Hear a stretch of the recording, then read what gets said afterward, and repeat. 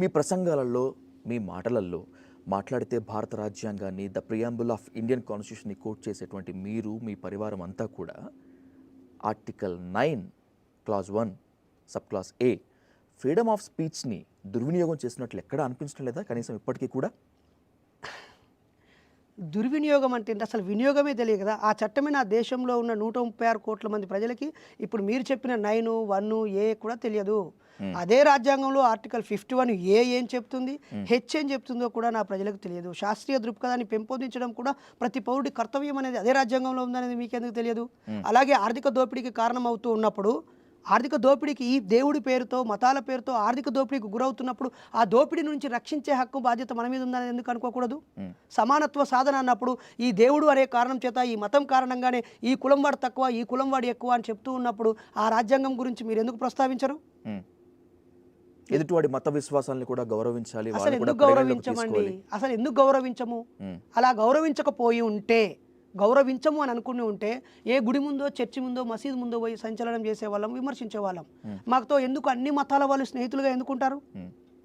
మా చదువులో ఎల్కేజీ నుంచి మొదలుకొని ఇప్పటివరకు నేను స్టూడెంట్నే, ఇప్పటివరకు చదువుతున్నాను. నా ఉద్యోగము, నా ప్రొఫెషన్ చేసుకుంటూ నా కుటుంబాన్ని పోషించుకుని చదువుతాను. ఈ క్రమంలో నా టీచర్స్ అందరూ అన్ని మతాల వాళ్ళు లేరా? నా క్లాస్మేట్స్ లేరా? రకరకాల ఉద్యోగాలు, పనులు చేస్తూ ఉన్నప్పుడు అన్ని మతాల వారు లేరా? అలా నేను వాళ్ళ మతాలని అవమానించేవాడిని అయితే, కించపరిచేవాడిని, మనోభావాలు దెబ్బతీసేవాడిని, వాళ్ళ ఫ్రీడమ్ని నేను కించపరిచేవాడిని అయితే వాళ్ళు నాతో ఎందుకుంటారు? ఒకసారి మిమ్మల్ని నేను క్వశ్చన్ చేస్తున్నాను. నేను మిమ్మల్ని క్వశ్చన్ చేస్తున్నాను అనుకోవద్దు. మీ ద్వారా, ఎందుకంటే ఐ డ్రీమ్ పైన కొంతమందికి నమ్మకము, గౌరవం ఉంది కాబట్టి నేను రిక్వెస్ట్ చేస్తున్నాను. కాబట్టి అది మీరు అనుకున్న అభిప్రాయం తప్పు. మూకదాడులు చేయాలి, అసభ్య పదజాలాలతో మిమ్మల్ని ట్రోల్ చేయాలి, మీ కుటుంబ సభ్యులను నడివీధిలోకి లాగాలి అనేటువంటి దాన్ని ఎవరూ ప్రోత్సహించరు, అసలు సమర్థించకూడదు కూడా. అప్పుడు నిజమే అయితే ఎంతమంది ఆయా మతాల్లో ఉన్న మత పెద్దలు అరే ఆయన మాట్లాడింది తప్ప ఒప్ప, చట్టాన్ని, రాజ్యాంగాన్ని గౌరవిస్తూ కేసు పెట్టాము, కానీ వాళ్ళ ఇంటికి వెళ్ళకండి అని చెప్పిన ఒక మనిషి ఎవడైనా మతవాది కానీ, ఆయా మత పెద్దలు కానీ, కనీసం రాజకీయ నాయకుడు కానీ మీకు కనిపించాడా? లేరు. మరి అలాంటప్పుడు ఏమని అర్థం? ఇదే సందర్భంలో ఇద్దరు కొట్టుకుంటూ ఉన్నప్పుడు ఒకరిని గట్టిగా ఆపితే ఏమనర్థం? ఆ గొడవని విడదీసి ఆపినట్టు కాదు, వీడు కొట్టడానికి సహకరించినట్టే కదా. ఆయా మతాల్లో ఉన్న లౌకికవాదులు ఏం చేస్తున్నట్టు, ఆయా మతాల్లో ఉన్న నిజమైన భక్తులు ఏం చేస్తున్నట్టు, ఒరై మన నమ్మకాల ప్రకారం, మన దేవుల ప్రకారం మనం వాడిని చచ్చిపోయాక స్వర్గంలోనో నరకంలోనో వాడిని శిక్షిస్తారు, ఇప్పుడు మనం ఎవరన్నా శిక్షించడానికి మనం నిమిత్త మాత్రము అని చెప్పి వాళ్ళు ఎందుకు బోధించలేదు? శాంతి ప్రవచనాలు ఎందుకు బోధించలేదు? వాళ్ళని క్వశ్చన్ చేసే ముందు నరేష్, నాకు ఒక స్ట్రైట్ క్వశ్చన్కి స్ట్రైట్ ఆన్సర్ చెప్పండి. ఓకే, మీరు వాళ్ళని క్వశ్చన్ చేస్తున్నారు, ఓకే, పక్కన పెడదాం. సోషల్ మీడియాలో మిమ్మల్ని ఒక హైప్ చేసినటువంటి వాళ్ళు, మీరు మాట్లాడుతుంటే ప్రసంగాల్లో చప్పలు కొట్టినటువంటి వాళ్ళు, మీరు కష్టంలో ఉండేటప్పటికీ చాలామంది వ్యక్తులు మీ వెంట నిలబడలేదు సరికదా, మీకు మద్దతుగా కూడా ఒక స్టేట్మెంట్ ఇవ్వడానికి కూడా భయపడ్డారు. ఎవరి ఫెయిల్యూర్ ఇది? అది పూర్తిగా మీ కళ్ళజోడులో నుంచి అడుగుతున్న ప్రశ్న తప్ప, నిజమైన కళ్ళజోడులోంచి కళ్ళజోడు తీసి ప్రజల్లోకి వెళ్ళి మీరు ఇతర ప్రజల్ని అడిగితే సమాధానం మీకు వస్తుంది. నేను నా క్యాడర్కి, నేను రాజ్యాంగాన్ని గౌరవించి కస్టడీలోకి వెళ్తున్నాను, కష్టాల్లోకి వెళ్ళట్లేదు, కస్టడీలోకి వెళ్తున్నాను. నాకు పైన పెట్టిన సెక్షన్స్ అన్నీ కూడా 3 సంవత్సరాల కంటే దిగువ శిక్ష పడే సెక్షన్స్.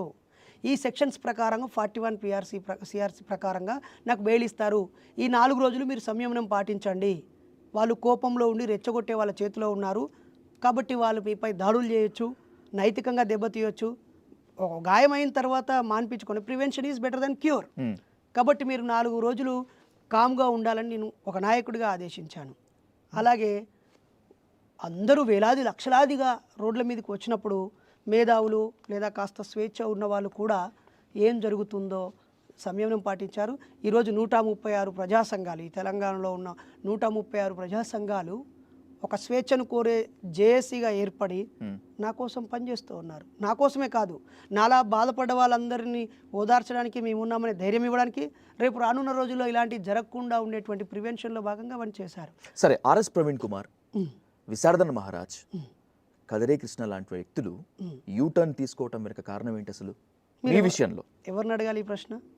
నేను ముఖ్యంగా మిమ్మల్ని అడుగుతున్నాను, తర్వాత నేను టైం వచ్చినప్పుడు వాళ్ళని క్వశ్చన్ చేస్తాను. 48 రోజులు ప్రిజన్లో ఉన్నాను, 27 సంవత్సరాలు ఉద్యమాల్లో ఉన్నాను. మీరు చెప్పిన వాళ్ళందరితో ఆయా సందర్భాల్లో వేదికను పంచుకున్నాను, నా భావాలు వ్యక్తం చేశాను. ఆయా సంఘాల్లో పనిచేసే వాళ్ళు నా ప్రాణ స్నేహితులు ఉన్నారు. నా కింద నాతో పాటు పనిచేసిన వాళ్ళు ఆయా పార్టీలోకి వెళ్ళిన వారు, ఆయా సంఘాల్లోకి వెళ్ళిన వారు ఉన్నారు. ఈ ప్రశ్న మీరు వాళ్ళని అడగాలి. అయినా వాళ్ళు యూటర్న్ తీసుకున్నారని మీరే స్టేట్మెంట్ ఇవ్వడం సరైంది కాదు. వారు మా జీవిత భాగస్వామికి ఫోన్ చేసి చెల్లమ్మ బాగున్నావని ప్రేమను పంచారు. అలాగే మా నాయకులకి గైడ్ చేశారు. వాళ్ళ శక్తి మేరకు వాళ్ళు సపోర్ట్గానే ఉన్నారు. మాకు శత్రువులుగా ఎవరూ లేరు. అమాయకులు, అజ్ఞానులు మాత్రమే శత్రువులుగా ఫీల్ అయ్యారు. అది కూడా మా తర్వాత జీవితం ఫేర్గా, నీట్గా, క్రమశిక్షణతో ఉంటే వాళ్ళ ప్రేమని మీకు గెలుపొందుతాం.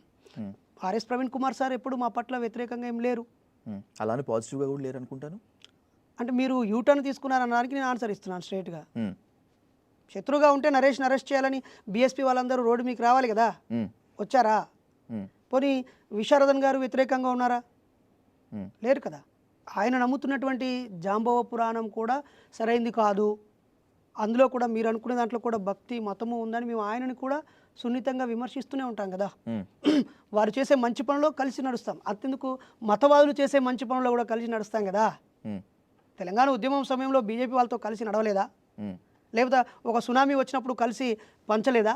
బీజేపీ వాళ్ళతో అక్కడే మీకు బాగా సన్నిహితం ఏర్పడిందా? ఎవరు మీకు నిజంగా చెప్పాలంటే మిగతా అన్ని ప్రజా సంఘాలతో, రాజకీయ పార్టీలతో కాస్తో కూస్తో సన్నిహిత సంబంధం ఉన్నప్పటికీ బీజేపీ వారితో మాకు ఉండదు. ఎందుకంటే వాళ్ళు పక్కా నమ్మకాలు, మూఢనమ్మకాలు, దైవము, భక్తి కేంద్రంగా, మతం కేంద్రంగా రాజకీయాలు చేస్తారు. రాబోయేటువంటి రోజుల్లో మీ పాలిటిక్స్ ఎంట్రీ ఖచ్చితంగా ఉంటుంది. రాజకీయ రంగంలోకి ఖచ్చితంగా మీరు అడుగు పెట్టాలనే ఒక కుట్రతో, వ్యూహంతో, ప్రీ ప్లాన్డ్గా ఇదంతా చేస్తున్నారు అనేటువంటి కామెంట్కి మీ ఆన్సర్ ఏంటి? ఒకవేళ ఆ కామెంటు నిజమే అయితే నేను దాన్ని ఖండిస్తున్నాను. ఓకే, అదే నిజమే అయితే తెలంగాణ ఉద్యమానికంటే మించిన రాజకీయ ఎంట్రీ, ఫేర్ ఎంట్రీ ఇంకోటి ఉండదు. ఇరుకు సందుల్లో నేను భరతనాట్యం చేస్తాను కాదు కదా, ఓపెన్ డయాస్ ఉన్నప్పుడే బాగా చేయగలం కదా డ్యాన్స్. కాబట్టి అప్పుడు తెలంగాణ ఉద్యమంలో అన్ని సబ్బండ వర్ణాలు సమిష్టిగా ఉన్నప్పుడే ఏ వేదిక ద్వారా పైకి వెళ్ళొచ్చు అని అనుకున్నప్పుడు అందరూ వెళ్ళేవాళ్ళం కదా. ఒకసారి అంటే నేను మీకు వివరణ ఇస్తున్నాను కాదు, అంతకంటే ఏముంటుంది. ఉస్మానియా యూనివర్సిటీలో పిహెచ్డి చేస్తున్న నేను స్కాలర్ అడ్మిషన్ ఉపయోగించుకొని యూనివర్సిటీలో ఉండి నా గొంతుతో, నా కార్యాచరణతో, నా కార్యకర్తల్ని అక్కడే నడిపించి యూనివర్సిటీ రాజకీయాల్లో చురుకుగా ఉండేవాడిని కదా. అంటే నాకు యూనివర్సిటీ డయాస్ ఉంది, నేను అక్కడ ఆ దిశగా అడుగులు వేయలేదు. తెలంగాణ ఉద్యమం వచ్చింది, ఆ దిశగా నేను అడుగులు వేయలేదు.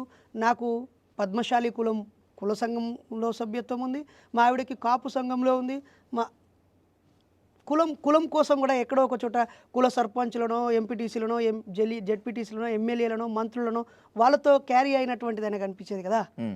కాబట్టి మెజారిటీ ప్రజలు భక్తితో ఉన్నప్పుడు ఆ భక్తిలో ఉన్న అజ్ఞానాన్ని ప్రశ్నించే నేను రాజకీయ కుట్ర అని అనుకోవడం అనేది, అలా ఆలోచించే వాళ్ళ దౌర్భాగ్యాన్ని నేనేమనలేను, జాలి పడతానంతే.